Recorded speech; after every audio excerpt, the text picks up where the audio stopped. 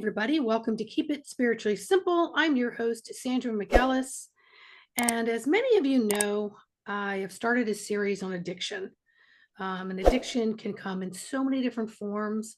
And I've invited guests on that either have, you know, professional or personal experience with addiction or have things to add through whatever modality of practice that they have. So I wanted to have as many people on as I could, and everyone I asked has raised their hand, including Dr. Nancy. Dr. Nancy is a certified psychospiritual integrated coach, and part of that is addiction. This girl never ceases to amaze me at all the degrees and certifications that she has. And she's just now getting out here to the world and truly sharing her books that we've done episodes on. She knows a lot about spirituality as far as, the cosmos and so on. So there isn't a topic that we don't bounce on, but she just blows me away at just how she puts things into words and shares with everybody. So please welcome Dr. Nancy Clark. I always enjoy being on your show, on your podcast, Sandy, with you. I love having you, girlfriend. Well, let's get into it. Addiction. Yeah. It's such a wide topic, and I just want you to put your spin, your perspective, your experience, your understanding, your knowledge, your education, to just sharing some awareness so we can expand on this topic that I think is underdeveloped, because we've run out of a lot of avenues to really help people, put a cap on it, twist it, release it, cut the cord, so to speak. And more people struggle on a daily basis. And it's not just drugs and alcohol. So let's get into it, shall we, Dr. Nancy? Okay. Well, I have some notes here, so hopefully we'll be able to get through all my notes. Great. But I'm going to read something really quick, just a few sentences, as I know this jumps right into it, because I'm going to take the spiritual aspect of addictions. So I'm going to read the few sentences on my notes here, and then we'll talk about it, and then we can continue on with my next, some more of my notes. At birth, humans become separated from source. We are all aware of our separation, but some of us are more sensitive than others. We sensitive souls feel emptiness, a longing, what many of us refer to as a hole in my soul. We sense that something is missing, but we don't know what it is. We long for relief from the aching void inside, but we're confused about what will ease our apparent separation, which means it only appears separate. And because I've said many times, it's like a mantra for me, you can't be separate from that which you are made of. So it's this apparent separation, only appearing that we're separated while we're in physical form. And addictions are a coping mechanism, and recovery consists of establishing or reestablishing our connection with source. So I wanted to start there because that just seems like that's really the heart of it. Great. Let's go. You didn't want to have anything? Was there anything you wanted to add or No? Okay. I just want you to roll with it. Okay. I'm all ears to listen into your insights. Okay.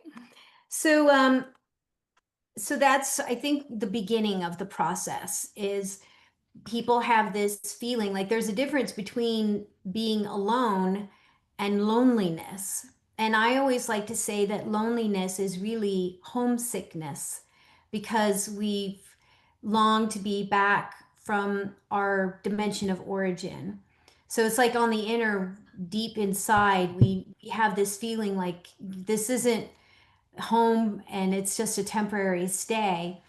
And so I think that right off the bat causes quite a bit of people to look for coping mechanisms to fill this void that they feel inside of them.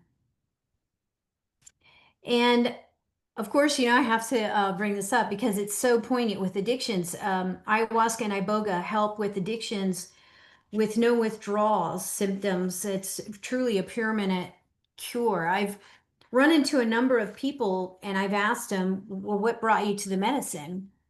And a lot of them will say addiction. is what brought them to ayahuasca and iboga. And the reason it's so effective is that ayahuasca rewires neural pathways in the brain, and it's permanent. So that's where a lot of this, it bypasses the ruts of these well-trodden paths in the brain. And I ran into like one person I came in contact with, and I asked her, "What brought you to the medicine?" She had done ayahuasca ceremonies, and she said, "I was addicted to heroin." And I went through one sacred ceremony, and that was my intention that I had set for that plant medicine sacred ceremony, and that it cured her addiction to heroin. And she had no withdrawal symptoms. She had no urges. She never had any. It was done. And that was amazing to me. I mean, I'd heard that ayahuasca and iboga were great at curing addictions, but when you meet someone that's their actual experience, it's very powerful. So I just wanted to, I think that's why it's also so popular with PTSD, um, with a lot of people that suffer with that as well, because it builds and does the work in the brain with creating new neural pathways. So I wanted to bring that out there as well. So we're talking about different psychoactive substances. Um, with this, which I write about in Master Plan Teachers, is that these substances occurred way back in ancient times, and they're well documented in social history. And archaeologists now believe by the time modern humans emerged from Africa 100,000 years before BCE, Common Era, they knew which fruits to ferment and at times what type of year to do this. And also, they used cannabis. That's been documented back 4000 BC in Central Asia and Northwest China. Then we talk about India and Soma, and in the Middle East and Southeast Asia, and back in when we get into the 1900s, it was had moved into the Americas and the rest of the world. So the psychoactive substances are as old as religions, and they're what I thought was interesting is the connection between religions and addiction, because for many people, they will use religion in a sense as a way to help them comfort that hole in their soul, as the expression goes. And so there is this connection with spirituality and the healing that goes on within, because really what souls are trying to do is reconnect with source. That's that missing part that they're feeling. And so it's there's a lot of theories that talk about how, in the real sense, that drugs do not bring about addiction.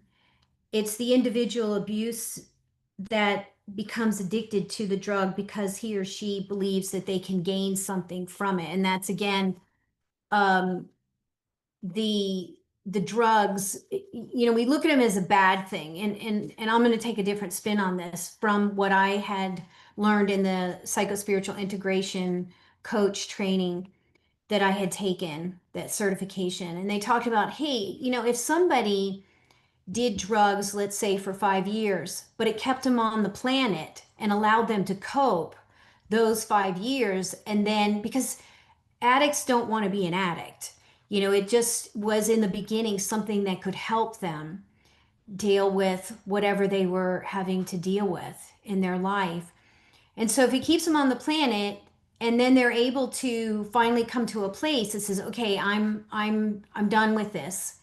I want to finally be done with this addiction.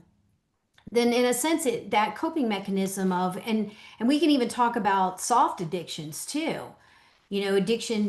Soft addictions come in different forms, like smoking, addicted to your story. I mean, there's a number of soft addictions as well. And so it's then I would say that the drug did its job. It allowed them to cope during that time period. And then at some point, when they're ready, to, because really it comes to a point where the person has to be ready to make the change in their life. No one can do that for them, unfortunately. So it has been suggested that all addicts experience an internal loss, a spiritual bankruptcy, or soul sickness, and they enter the dark night of the soul where the loneliness and depths and this searching and this hunger takes place. And I think that's a really good place for the soul to be, because finally their ego has humbled to a level that now they're ready to make the necessary changes in their life, and that they are really open to lifestyle changes, all kinds of changes that they know is will be healthy choices for them. And so there's this feeling with amongst shamans that it's really a spiritual illness, and that it's a spiritual disease, where it's like I said, it's a coping mechanism that souls run to help them deal with whatever crises or challenges that's going on in their life. And um, and, and basically, addicts are unconsciously seeking to fulfill their spiritual need through drugs. So it's their substitute. So feel free to join in, or if there's something that I happen to mention that you want to talk about. Well, I'm just listening, and Yeah. it's giving me a completely different spin on how I look at addiction. And of course, I Mhm. really tuned in to this particular topic because my daughter goes through it, right? And she came in speaking to the other side at a very young age, and we've had multiple lifetimes together. But this time I came in as her mother, and I kept thinking I could shake her free of all these, things that were happening in her world. Um, but in the last few years, I've learned that this is a spiritual journey, right? Mhm. Like, just enough to just keep both feet on the ground here on this planet.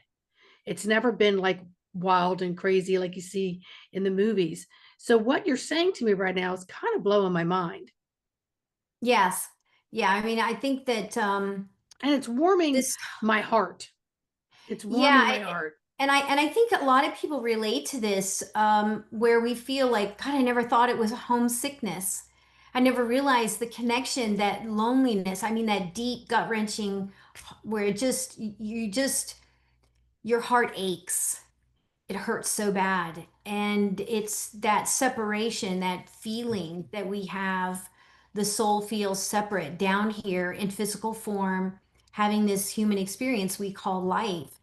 And for many souls, it's really hard. But I mean, the Earth School is the acid test. I mean, we said we wanted to be tested, and whether that came in the form of just going through our life lessons, or was it to show not only can we handle all the challenges, but if you're handed an assignment, how are you going to manage, and how are you going to show your mettle, what your strength is. And so there's a proving ground, there's a testing ground here on the Earth School, and it's not easy. And for many souls, it said it's become a nightmare, because for many it is a nightmare, and they seek a way out of their pain. This pain that is so deep in our heart, we try to fill it with everything, and it nothing's, and therefore when it finally comes to a point, well, they're trying to figure out, well, nothing is working, nothing has been able to fill this hole in my heart. Then they start to realize this actually may be a spiritual journey. This may be a spiritual connection that has been lost, that needs to be reestablished or established. And it really then becomes, that's where a lot of people start the quest, the beginning of the mystical journey. And um, and so, and I wanted to point this out because I don't know if this has been mentioned before, but the addictions are in the mind, not in the soul. So we want to clarify that. right away. The soul is pure. It's the made of 100% of pure source energy. And so where do the addictions lie? That is actually in the mind. And so that's why they're calling it a spiritual illness, because the ego is trying to cope and deal with all the challenges and situations it is handed in this lifetime on a day-to-day basis. And the ego and the mind get tired and stressed out and unhappy. And that's an entity that we've also talked about on the show as well. That's it's an appendage to the soul, but it is definitely an entity. It is here to help us, but even that gets depressed and unhappy. And so there are things that we can do, which we've talked about, getting out in nature, listening to relaxing music, exercise, picking up a spiritual practice, whether it's just sitting at a beach and um, just whatever works for whatever, each soul, they have their own way of connecting to source and feeling that inner peace and that connectedness. And so those are some of the things too that people can try. But yeah, this is really a spiritual uh it's really a spiritual illness, and it's about reconnecting. And so a lot of times this ended up being uh the process of what got the soul's attention to be able to come into a spiritual practice or reconnecting with source and understanding, why are you here? Why the Earth School? What are your lessons? What are your tests? What are your goals? Nobody comes to the Earth School with no goals. We all have goals. And then some come in and realize, oh, I was actually here for more than just lessons, but for a purpose and for maybe a mission or an assignment. And so a lot of times it's reconnecting with the reason of who we are, learning our true identity, why we came here, why now, where do we go when we cross back over the veil, remembering what we knew prior to crossing over the veil. And so there's a lot of this inner inner awareness, and and that's why I think it's really important that when someone is going through this process of trying to get through recovery, that they find a spiritual community that they really connect with, that they have that emotional support network and community for them. And as they move through their spiritual journey, then they will find that it starts filling that that emptiness inside, and therefore they are connecting at a higher level, not just on a physical level, but more on the spiritual level. I mean, I can't tell you how many people I've run into that used to be, they're in sobriety and they're alcoholics. And I had somebody I knew, he was a pastor of a Unity church, and I always said that he was a modern day Saint Francis of Assisi. I'm not joking. His vibrational frequency was that powerful. He could look at you and you could start crying because you could feel the love radiating from him to you. And when he would look through into your eyes or smile at you, and he just had this frequency. And his story was, he was an alcoholic and he lost everything. I mean, he lost his marriage, he lost his job, he lost his home, he hit rock bottom. And then he finally came to this space where he did his inner, um, I guess, inner healing, inner, taking a look at his life. And he ended up going to Unity Seminary and became a pastor, and ended up becoming a pastor of a church, and now he's retired. But I use that example because a lot of times, and even then, when he was a pastor of a Unity church, he always had AA meetings that would be able to use one of the classrooms, and he never, would charge the AA because he knew how much it really helped people to connect with a higher power. And so, because that's really where the healing takes place. It's not just the absence of the drugs, it's what is the drugs replacing. So if we can replace those drugs, or the drug of choice or whatever the habit is that's causing this addiction. It could be addiction to, I don't know, shopping or whatever. I mean, it's, there's so many different types. It doesn't have to always be drug related.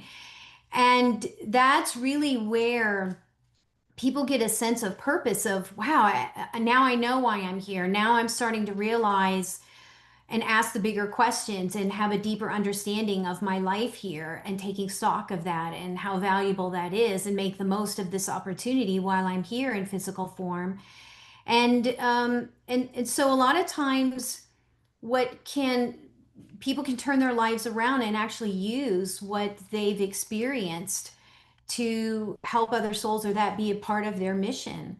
And in the process, they are an inspiration and they're the teacher for other souls that because they can relate to them. They've been there, they've walked that path, that journey. And it's interesting. When we talk about a mystical journey or a spiritual journey or a spiritual path, I actually wrote down in 4 stages to this mystical journey. And I have them in the back of 3 of my 4 books, and it's towards the back, and it's called A Mystical Journey, and I break it down into 4 stages. So for anybody who's interested in that, they can, purchase my books. Like we talked about, they're on Amazon and Barnes and Noble online and Walmart online and Apple Books and Audible and all that stuff. So people have access to it. But for those that are looking to go deeper, that may be something of interest. So I just throw that out for people to know that that's a resource they can turn to as well. So we've talked about how the addiction creates not just a hunger for the substance. It also includes like the soft addiction, smoking, gambling, addiction to junk food, addiction to our story, and not realizing our true identity. They really are craving relief from the spiritual void and really are searching for the connectedness to source. And therefore, addicts may be unconsciously seeking to fulfill their spiritual need of connection. Drugs can alter and cause changes in the brain. And that is one thing you'll hear a lot of psychiatrists and psychologists talk about how, well, the drugs can change the chemistry in the brain. However, that's the beauty about ayahuasca and iboga is the fact that they go ahead and heal the brain while they are in sacred plant ceremonies. And so this is why a lot of veterans are turning to ayahuasca to heal PTSD. And this is a sacred plant teacher who is a conscious being. And people need to realize there is a sentient being within ayahuasca that is taking the journey with this person. And actually it goes so deep that she bonds right down to your DNA and she's with you until you take your last breath. And that's why so many people hear this consciousness giving them the guidance, giving them the deeper wisdoms, the understandings, the spiritual downloads, this feeling of connectedness.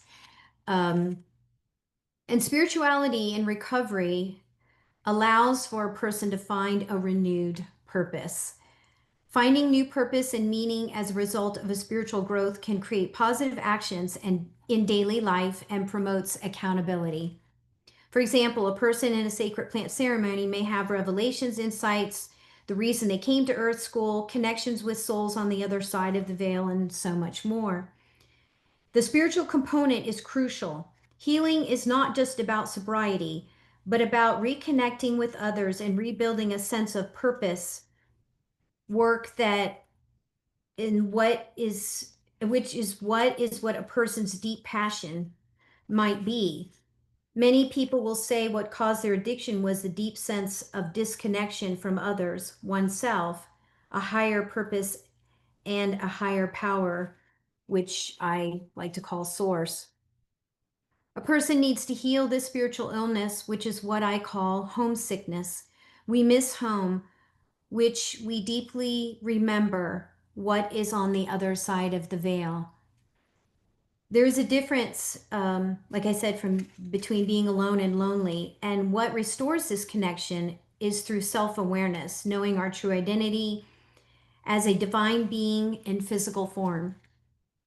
And that's, I actually wrote a whole book about it, Our Divinity Revealed. So for those that want to know more on that topic, feel free to get that one as well. But, and that's why I think that one is such a important book, because they have a deeper understanding of who they are, why they came to the Earth School, the nature of Source. And then I recommend, also reading the poetry in the back of the book, because then that's experiential. So now you're feeling the truths. And I answer a lot of questions for a lot of people in that book too. It's really it's I've had so many people say, I didn't even know you could put all that into words. It was so it's such a heavily, deep book. Um, but yet it's practical because I broke it down to make it. I always say, well, what good is spirituality if you can't bring it into your everyday life? So for many souls, they like the fact that also it was very practical. You could take deep concepts and break them down to make them very simple and understanding. So there's something else I wanted to touch on here, and it was courage, compassion, and confidence. And and I would say confidence comes from conviction. And this provides spiritual growth and a spiritual promotion, which connects spirituality to our thought, words, and deeds. And that's where we come into the accountability. So that's where, as a person changes on the inner, things change on the outer.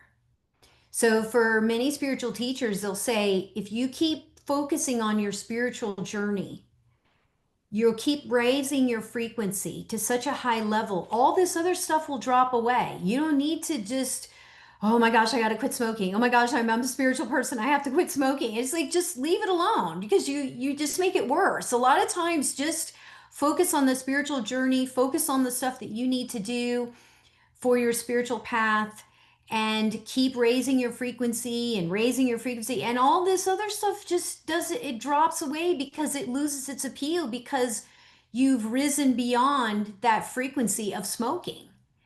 And that's not to say that, keep buying cigarettes if you're trying to quit smoking, but I'm just saying that many spiritual teachers say, fine, there's nothing wrong with smoking, fine, smoke, but keep on your spiritual path and keep on your spiritual journey, because eventually at some point that'll work itself out. You'll lose interest in it, and because your frequency has gotten so high that it just drops off. A lot of this stuff drops off on its own. And so yeah, I wanted to also share that as well.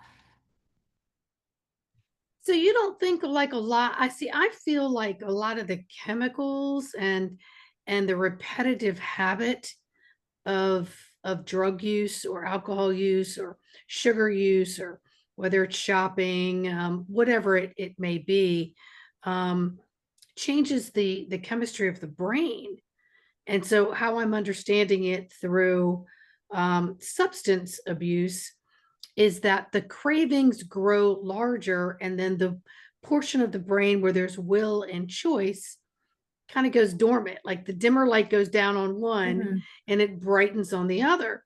So in my logical mind, I think, okay, well, why can't we flip the switch? Why can't we? Well, when the craving is so loud, it's really hard to hear the choice and the will, you Mhm. know? And then I think we toxify the body sometimes so badly that people don't feel like they can get out of that habitual cycle of whatever that is, right?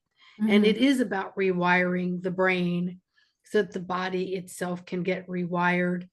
And but this is really bringing in a lot of the spiritual side of it, and I'm really enjoying hearing your explanations. So thank you for sharing. Yeah, you bring up a really good point about the chemistry in the brain actually being changed and damaged by a lot of these. And they did a study. I was getting to it. It's right here.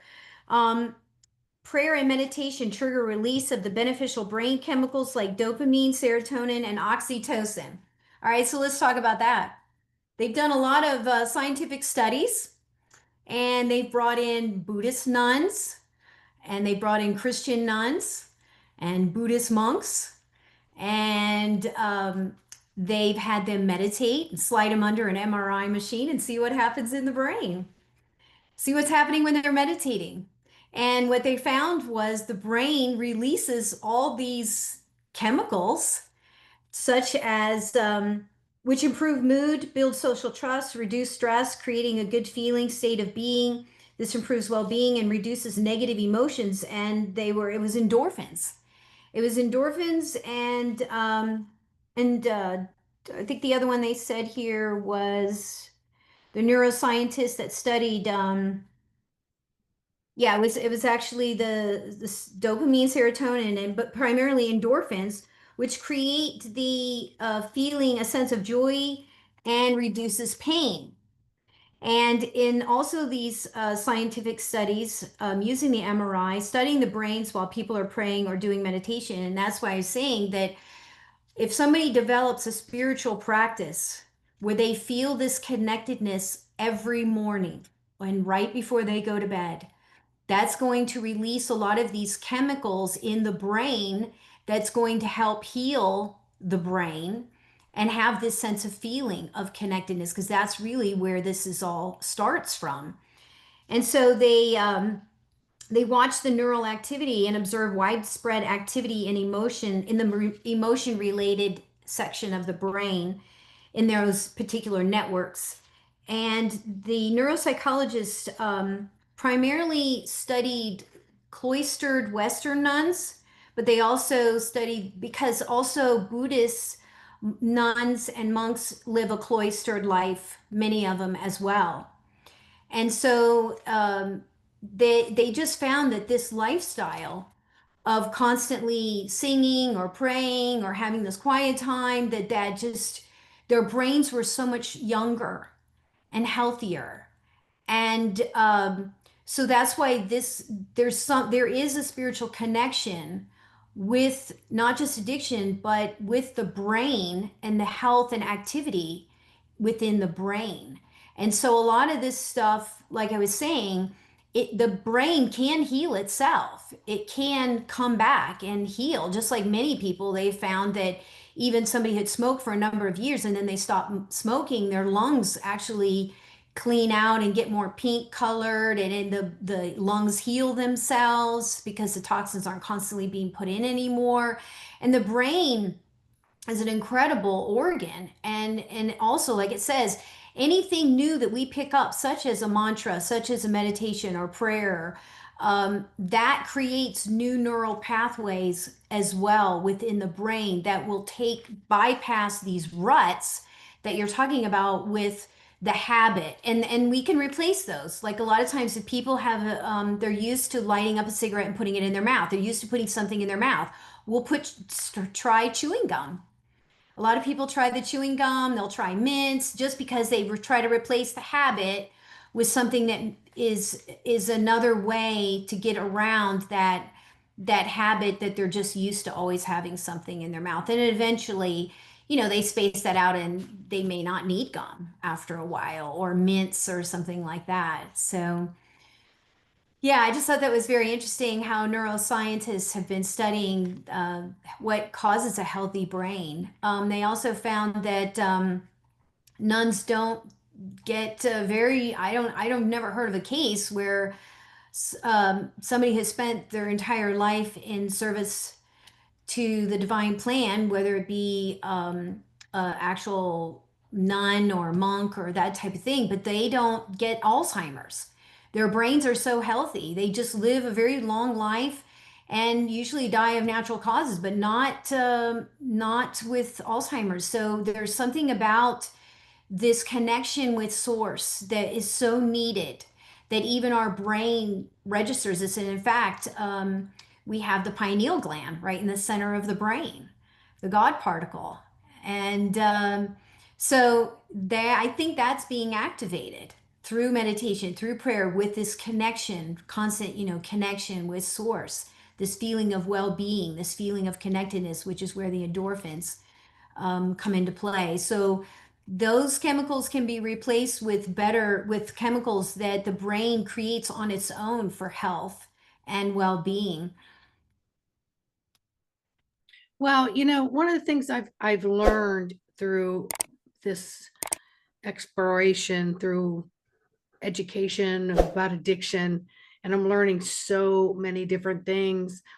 I've also learned that the body detoxes through movement while you're awake. The brain detoxes while you sleep. And so if you are constantly bombarding the body with chemicals and poisons and substances of every different kind, and it disrupts our nervous system, so our quality of sleep is very diminished.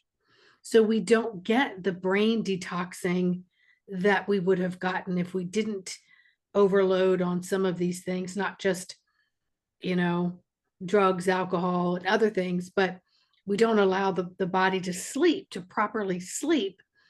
And going into meditation and going into a spiritual realm, you can get the quality of sleep at a half an hour of meditation than you could at 8 hours of night. So this kind of is making sense to me because it just keeps the pathways open to flow. Hmm.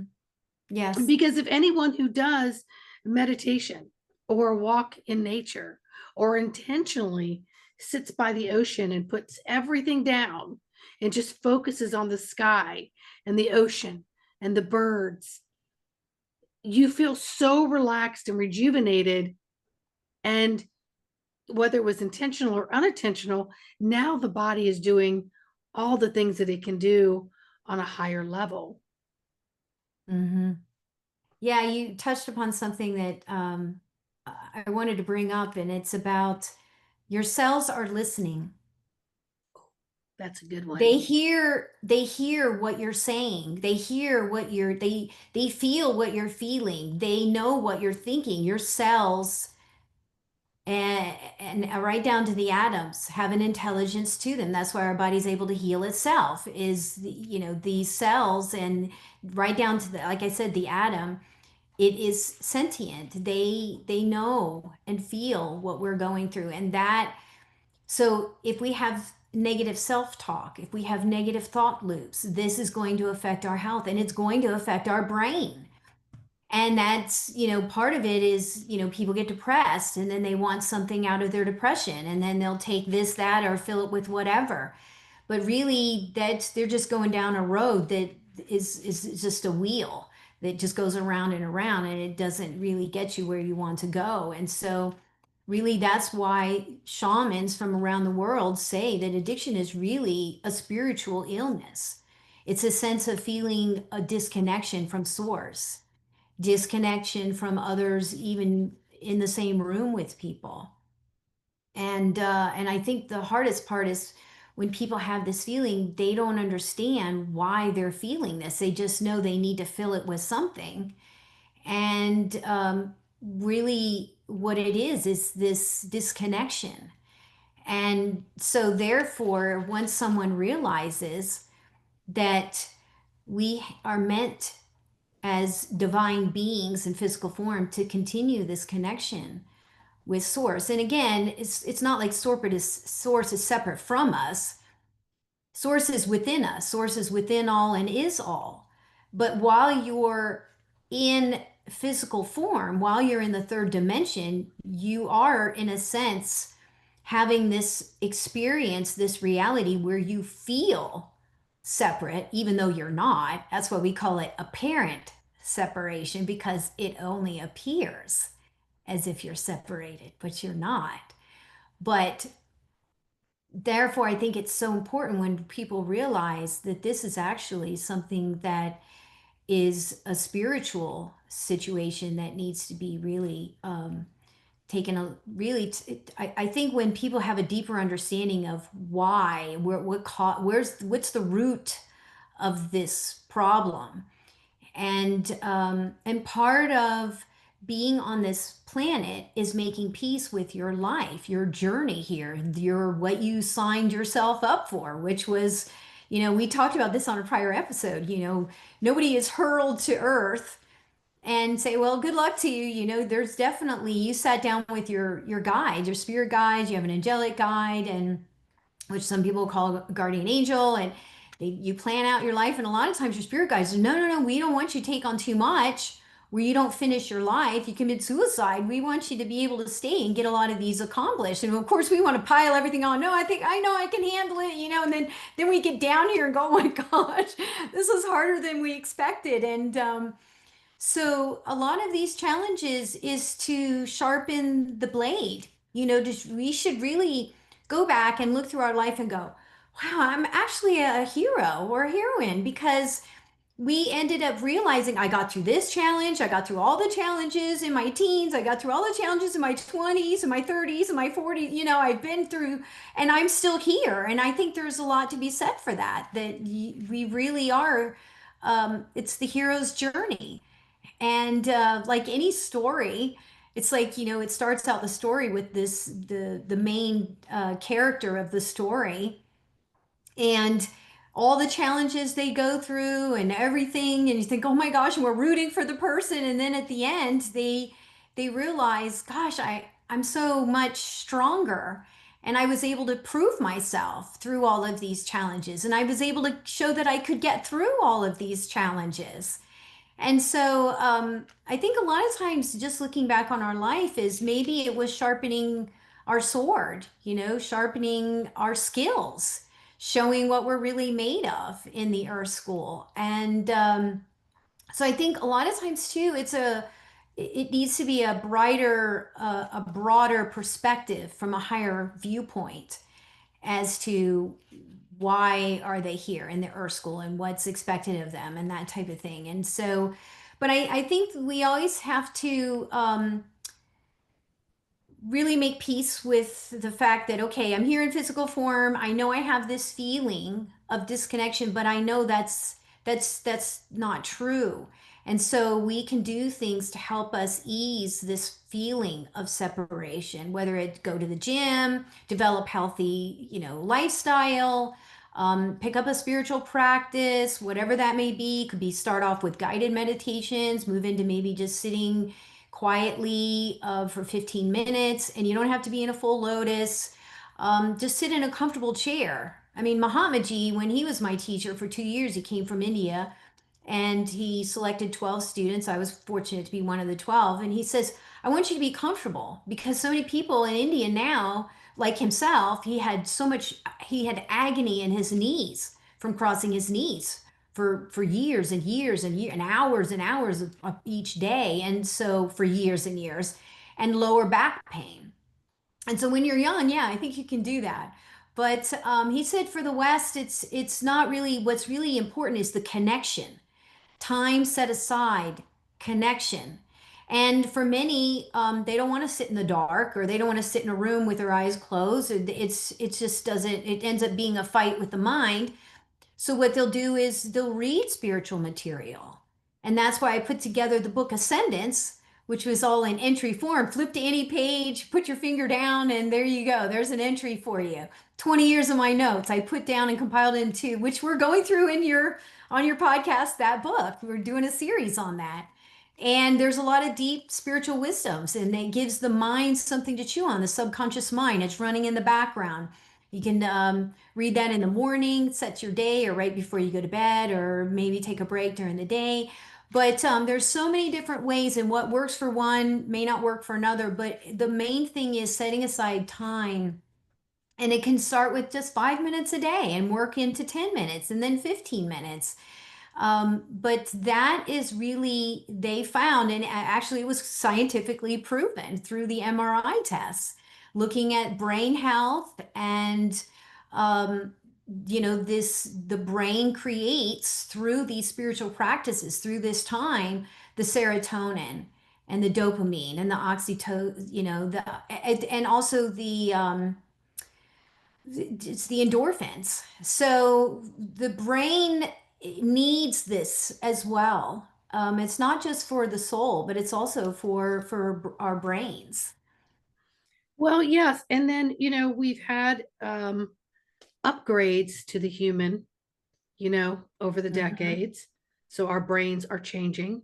which is requiring more of the study community to learn more about it. So we have a lot of neurologists and so on studying more about the brain and brain health. And you'll hear people who have had diagnosis of ADD or OCD or any of these acronyms that they came up with in the 90s. And now we're learning more about neurodivergent brains. And when you talk to anyone who has any of these things, they always say, I'm just looking for normalcy. I'm looking to feel normal. So it goes back to what you talked about with feeling disconnected, Mm-hmm. feeling like you don't fit in. Um, where is my baseline? I'm not sure where my own baseline is. Um, and then we perceive that as being a void in our world. And so then we start reaching for substances of any kind. And again, that could be, obsessive shopping. It could be anything. It doesn't have to be something that you inject or put in your mouth or you smoke. It could be anything. Mm-hmm. Um, to try to bring up to what they want to feel like, oh, I'm now up to my homeostasis and my balance. So that's why some people can go in a room and they're very anxiety. They may look completely normal to everyone else, but they need to have that drink or two. And then they themselves inside, now I'm ready to face this room. Now I'm ready to present. Now I'm ready to be myself. Right. But of course, that's a lot of trickery that we play upon ourselves because we don't understand the brain as much as we will be understanding it through this series and through a lot of studies that are coming out. Yeah, I think the brain is still a frontier. We're still learning so much about this brain. It's so Mhm. amazing. And we talk about plant medicine, right? We talk about iboga, we talk about ayahuasca, and there's many others out there. Um, and of course, there has been so much taboo. Our governments have decided that they're going to say, nope, absolutely not. That's the devil. That makes people do this or that. And I'm talking about marijuana. I'm talking about even alcohol. Even alcohol is called spirits for a reason, right? Mm-hmm. Because it takes you up and out of your body. Smoking brings you back into your body. So some people just can't get away from that mix. I will never smoke unless I have a drink. When I have a drink, I have to have a smoke because one brings you back in, one takes you out, right? Um, so there's just so much that we need to explore and to learn. And that's the whole point of this series. Yeah. I wanted to bring up Carl Jung, who was the spiritual psychiatrist, and he described addiction as a spiritual problem, as a separation, as a desperate search for wholeness or meaning, not just a moral failing or chemical issue. He saw substances as substitutes for a deeper spiritual experience. Carl Jung believed addicts were experiencing profound inner emptiness and a disconnection from their true self, which the addiction tried to fill. Carl Jung said recovery involves spiritual awakening. Isn't that interesting? Brings us back, to what we've been talking about on your show. And Yeah, spiritual and awakening. just real quick, what years did Carl? Did you say? I always heard it Yoon or Young or everybody pronounces it differently. But what years did he live and did he write?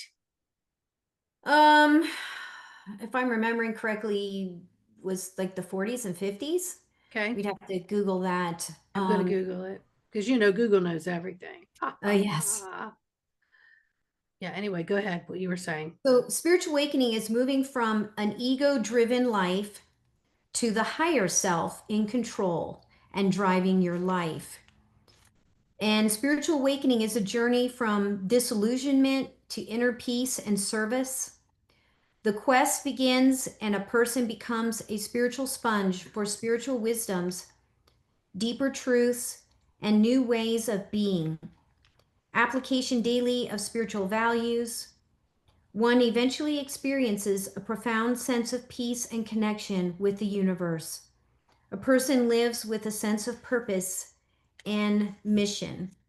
And for those that want to go deeper into that, again, I share the 4 stages of the sacred journey, and it's listed in the back of Master Plan Teachers, Ascendant's book, and Divine Essence of Love. So what were you able to find out about Carl Jung? So he was born in 1875 and died in 1961. So his first book came out between, I think it was, he started his prolific creative period occurred 1912 to 1930 when he produced the Red Book. But in the 1920s and 1940s is when he conducted extensive seminars and public lectures. Yeah, that's probably why I think of him in the Yeah. 40s and Yeah. 50s. That's when he really came out with a lot of his findings and studies and his books and stuff. And of Yeah. course, we know what the government's tried to do with that. He was insane. We don't follow his teachings, la, la, la, la, la. Okay. Yeah. But it's very interesting. And here he was a medical doctor, psychiatrist, and well respected. And he said that it was addiction is a spiritual problem. Isn't that very interesting? It came It back is. to, yeah, It that's the root of also, it. yes, and it also came in that period where the medical field started changing because of those behind the curtain, right? And they were taking away from naturopaths, homeopathic remedies, what do you call them, midwives who really ran everything.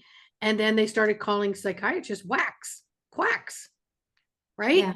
And so there was a reason for all of these things. And then now more and more of his information is coming out. More and more people are following his teachings. Yes. Yeah. I just had to put that in there that Carl Jung said that no, addiction is it's a spiritual problem. Back to what Mhm. we started with in the beginning, where we talked about, well, what are the shamans around the world saying? They're saying it's a spiritual illness. Mhm. And so yes, that's the root of it. And we've even talked about things that we can do to help with that situation. Yeah, and we can even do another series on more tips and tools and techniques that you would suggest that could help. Maybe we could even run through, like, I don't know, a guided meditation or just something for anyone to listen to. Because, if you yourself are in denial that you have any addiction, you're 1 degree of separation from someone who is, right? And if you Yeah. really step back and look, you'll realize that you do have some addictive tendencies. I never thought that I was an easily influenced, addictive person. And technically, in my constitution, I am not. I used to drink socially and have a good old time, right? Nothing owned me. Even if I had a cigarette while I drank, I didn't need it the next day, right? But when I gave up alcohol in 2017, that's when the sugar demons raised their head. And Oh, and so then I realized, wow, is this what I was doing all the way up to then? And now that I've cold turkeyed it, now look what in the first 90 days is trying to consume me. So I really had to go into deep study of self, um, because I really didn't have anyone to reach out to about it. I just had to learn more about myself and what was occurring when I gave up one thing and now something else came up and wanted to take its place. And it's been 10 years and I still battle the sugar thing. mm, Hmm. And it will consume you if you allow it. yeah. Yeah, it's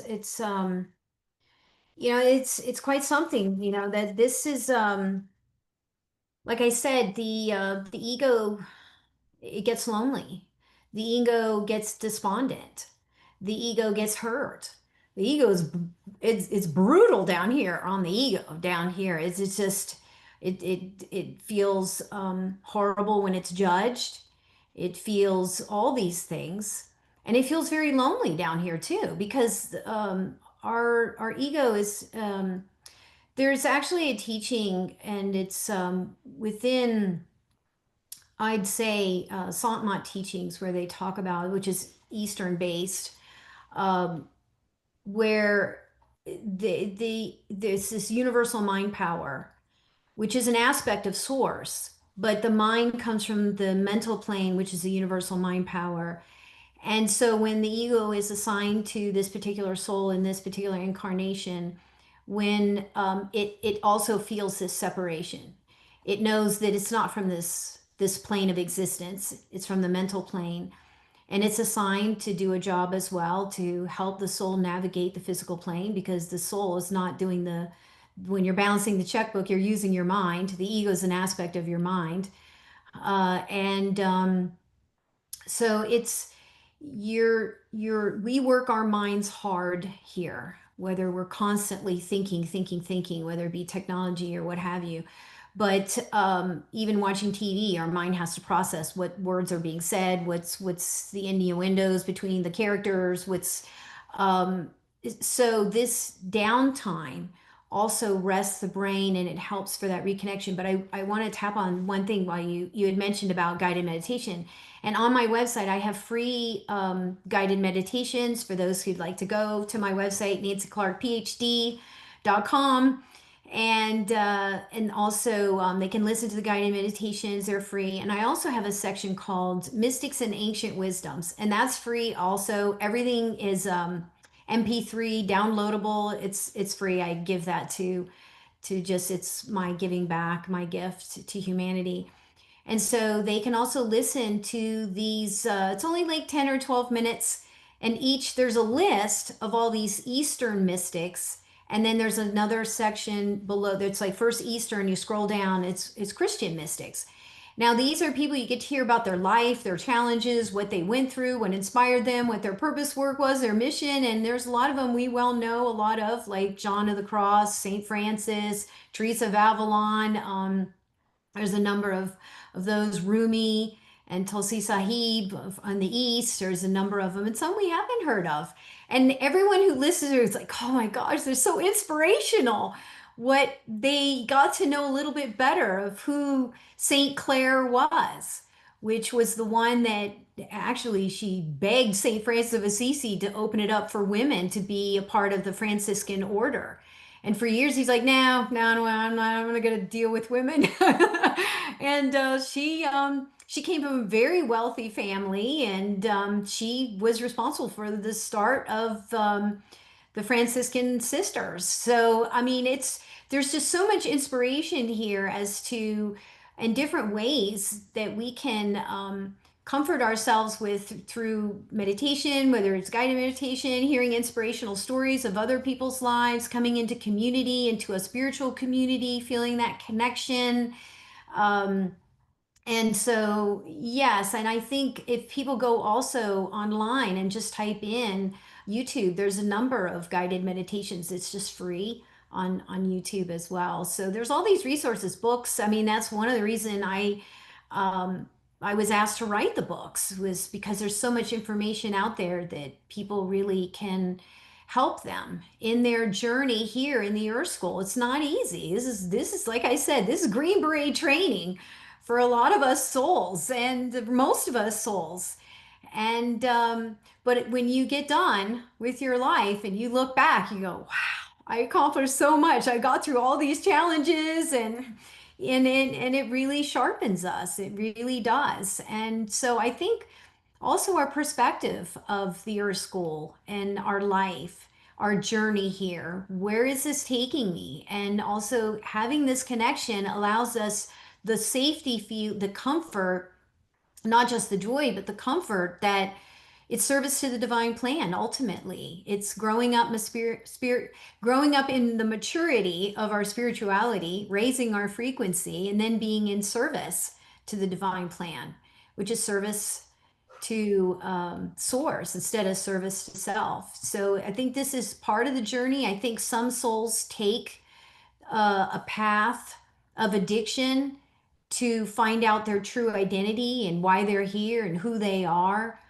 And some take that path and some don't. And for those that do, it can be very temporary, where there is a way out, and many are in sobriety. They've come to the other side, and they recognized what caused them to go down that journey, that path.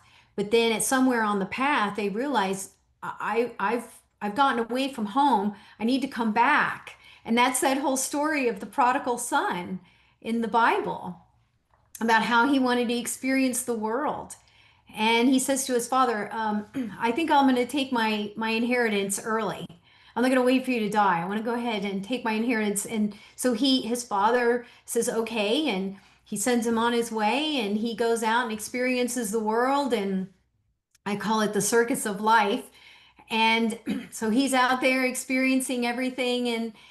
And he just blows all his money, just going wild with life out into on in the earth, on the earth, and in life. So, and we're all meant to get lost in the third dimensional reality for a while, because we need to experience this circus of life. But after a while, the soul gets tired of the circus, and eventually is ready to go deeper and as to why am I here? What is the purpose of me being here?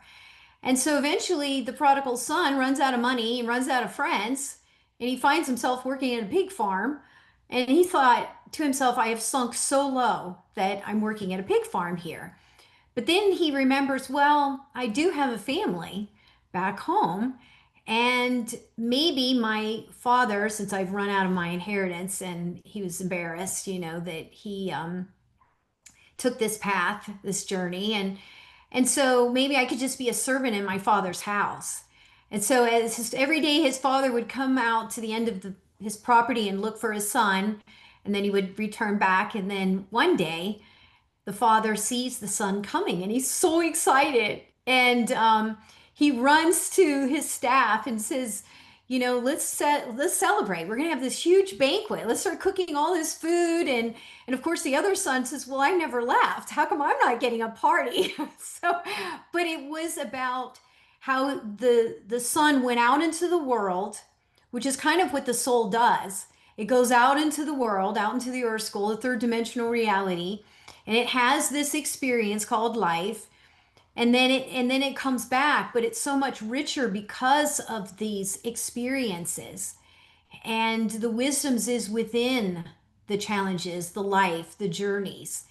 And of course his father accepts him, puts a ring on his finger, and says, no, of course you've always been a part of the family. You needed to have this experience out in the world, and we're so happy to have you back. And so it's kind of the hero's journey, but it's also the journey of soul. And also that's what the whole prodigal son story is about soul's journey. It comes down into the earth school, and it has this experience we call life. And sometimes that includes some painful choices. But again, we can turn that around in a variety of different ways, like you were talking about, but it comes down to disconnection. So once we feel that connection again, we really start to have a new purpose in life. We really get excited about life because we realize who we are, why we're here, and where we go when we cross the veil. We take our last breath and we cross back over the veil. Yeah, that is very powerful. You froze there for a moment, so I'm going to keep talking. Um, so many of us who go through, whether it's mild or medium or harder, as Dr. Nancy was saying, soft or hard um, addictions, once you kind of let go of that, then you're going to kind of find the root causes of what may have created that. So going into that spiritual side of self, and I'd like to ask Dr. Nancy to come back on, and I'd like to dive in a little. So I'm not sure where we left off there because it seemed like we got completely kicked out. So I started saying that you froze, and then I'll just talk for a quick sec. So, once we give up these soft and hard addictions or things that we feel has tried to bridge the gap between being lost, right? Once we give those up, then we can usually find what the root cause is. And it might be the fact that we've had a spiritual disconnection. and we just Mm. didn't realize it. Um, I know for me, I can go back to my childhood and realize that I never agreed with any of the religious standpoints that I was raised in. I felt like the oddball out. Drinking for me was social, it was connecting, it was rewarding, it was fun. It was never about disconnection of my ego to my egoic self. So I didn't switch personalities when I drank.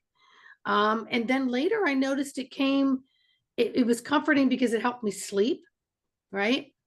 And then I got so inflamed over the years that I decided I meditated on it and I heard stop the alcohol and go on an anti inflammatory diet. Mm. And that helped somewhat, but that's when the root causes started to come up. And then I really needed to look at those. And that was, you have to always look at minerals, vitamins. You got to look at, your spiritual connectors. I mean, all your receptors that are there, seen and unseen, known and unknown, will present themselves when you give up things and go into a place of I got to find my new baseline. I Mm. gotta I gotta find out who. It's like coloring your hair. So many people color their hair, and like 20 years ago, I went, "What color is my hair?" I don't even know what color my real hair is. So off and on for 40 years, I've gone with no coloring at all, just so I could get my. And now I'm like no color at all for years. I get a little toner once a year just to take out the brassiness. But every time I think about going back and getting a highlight, the answer is no. I'm like, no, because then I'll have to start this process all over again. But it's coming back to your home plate. It's coming back to what were you before all these distortions stepped Mm. in.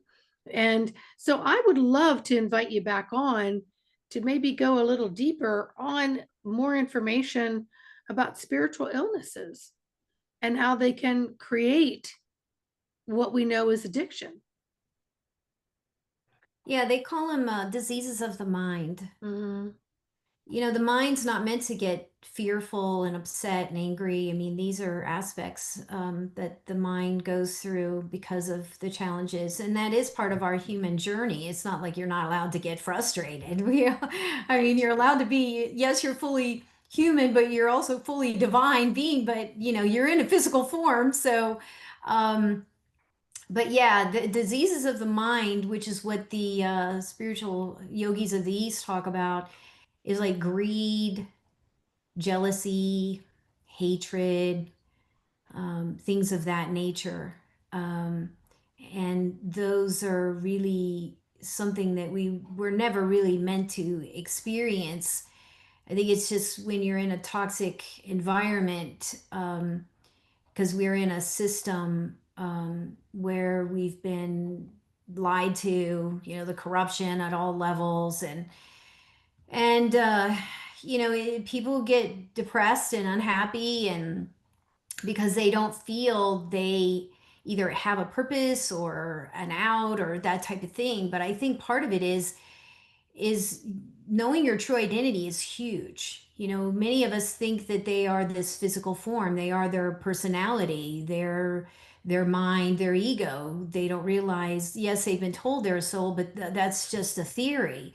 And so as you get further along in the journey, you really start to get to know you as a divine being and your divine nature and why you came here and why it's so important. And so we've had many cultures. I'll bring up Egypt, and for years the people thought that the Egyptians were fascinated with death, but really it ended up coming to find out differently when they broke the code of the hieroglyphics, that the reason they talked about so much about death is because really it was a language of life. It was a culture of life, because how you lived your life here dictated your afterlife, what the dimensional plane you are going to reside on once you've crossed the veil. And so that's why it's so important, the choices we make. And I think as somebody becomes spiritually awakened, they really start going, oh my gosh, I can't believe I did that way back. I would never do that now.